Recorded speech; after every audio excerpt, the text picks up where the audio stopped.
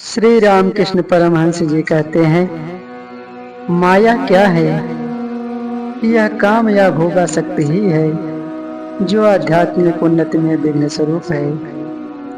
कामने ही मानो माया है जिसने सबको ग्रस्त कर लिया है। संसार जाल में फंसे हुए जीव विषयासक्ति के कारण हजारों दुख कष्ट भोगते हैं, किंतु फिर भी वे कामनी कांचन के मोह को छोड़कर भगवान में मन नहीं लगाते। हे गृहस्थों, सावधान रहो। स्त्रियों पर बहुत ज्यादा भरोसा मत रखो। वे बड़ी चतुराई के साथ न जाने कब तुम्हारे ऊपर अपनी सत्ता चलाने लग जाएंगी। धुएं से भरी काली कोठरी में तुम चाहे जितनी सावधानी क्यों न बरतो, तुम्हारे बदन में कुछ न कुछ दाग लग ही जाता है। वैसे ही स्त्रियों के संग रहकर मनुष्य कितनी भी सावधानी और संयम क्यों न बरते, उसमें थोड़ा न थोड़ा काम भाव अवश्य जागता है।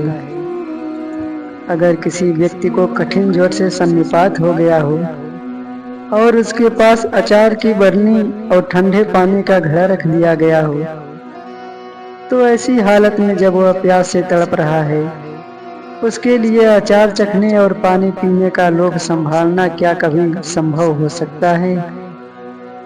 इसी प्रकार जिसे काम का तीव्र ज्वर चढ़ा हुआ है और विषय भोगों की प्रबल तृष्णा लगी हुई है, ऐसे संसारी जीव को अगर कामनी और कांचन के आकर्षण के बीच रखा जाए तो वह अपनी वासना कैसे रोक सकेगा? वह भगवत भक्ति के पथ से अवश्य ही दूर चला जाएगा। एक बार किसी धनवान मारवाड़ी भक्त ने श्री रामकृष्ण देव के पास आकर कहा, महाराज, मैंने सब कुछ त्याग दिया है, फिर भी मुझे भगवान के दर्शन क्यों नहीं होते? इस पर श्री रामकृष्ण देव बोले, तुम तेल के पीपे जानते हो ना? सारा तेल निकालकर पीपा खाली कर डालने पर भी उसमें थोड़ा सा तेल रह जाता है और उसमें तेल की गंध आती रहती है। वैसे ही तुम्हारे अंदर अभी भी कुछ विषयासक्ति शेष रह गई है और उसकी गंध आ रही है। कामनी कांचन ही मनुष्य को संसार में डुबो रखते हैं, ईश्वर की ओर जाने नहीं देते। कितनी अचरज की बात है कि सभी लोग अपनी अपनी पत्नी की तारीफ ही करते हैं, चाहे वह भली हो या बुरी। जिस प्रकार बंदर शिकारी के पैरों तले अपने प्राण न्यौछावर कर देता है, उसी प्रकार मनुष्य सुंदर स्त्री के पैरों तले अपनी जान कुर्बान कर देता है। जो ईश्वर प्राप्ति के लिए साधन भजन करना चाहते हैं, उन्हें कामने कांचन की आसक्ति से बचने के लिए विशेष रूप से सावधान रहना चाहिए, अन्यथा उन्हें सिद्धि अवस्था कभी नहीं मिल सकती। नित्यानंद जी ने चैतन्य महाप्रभु से पूछा, भाई, मैं जीवों को इतना प्रेम का उपदेश प्रदान करता हूँ, फिर भी उन पर इसका असर क्यों नहीं होता? चैतन्य देव बोले, वे लोग स्त्री संसर्ग करके सब खो डालते हैं, इसी कारण उच्च उपदेशों की धारणा नहीं कर पाते।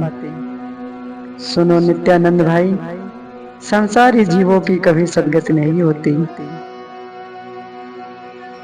जब तराजू का एक पल्ला दूसरे पल्ले से भारी होकर झुक जाता है, तो उसका निचला कांटा ऊपर वाले कांटे से अलग हट जाता है। इसी प्रकार जब मनुष्य का मन कामनी कांचन के भार से संसार की ओर झुक जाता है, तो वह ईश्वर में एकाग्र नहीं हो पाता, वह उनसे दूर हट जाता है। अगर घड़े में कहीं एक छोटा सा भी छेद रहे, तो उसका सारा पानी धीरे धीरे बह जाता है। उसी प्रकार साधक के भीतर यदि थोड़ी संसारासक्ति रह जाए, तो उसकी सब साधना व्यर्थ हो जाती है। काम वासना को पूरी तरह से वशीभूत करने की कोशिश करो। ऐसा करने में यदि कोई सफल हो सके, तो उसके भीतर मेधा नाड़ी नाम की एक नई सूक्ष्म नाड़ी उत्पन्न होती है। इस मेधा नाड़ी के खुलने के बाद ही सर्वोच्च आत्मज्ञान प्राप्त होता है।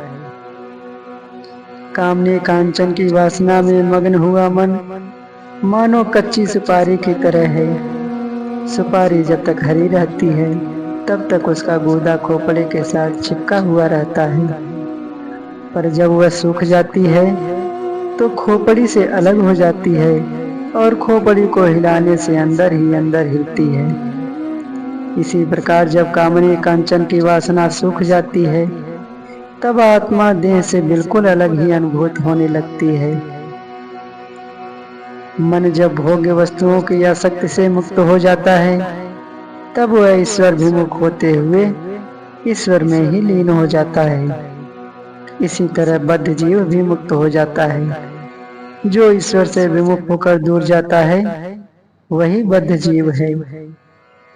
यदि जीव के मन में ये काम कांचन की आसक्ति मिट गई तो फिर उसके लिए शेष ही क्या रह गया, केवल ब्रह्मानंद। जय माँ भगवती, जय श्री राम कृष्ण परमहंस जी महाराज। अगर यह वीडियो देखकर आपके मन में थोड़ा सा भी भगवान के प्रति भक्ति भावना जागृत हुई हो तो इस वीडियो को लाइक करें, हमारे चैनल को सब्सक्राइब करें और अपने दोस्तों के साथ शेयर करें।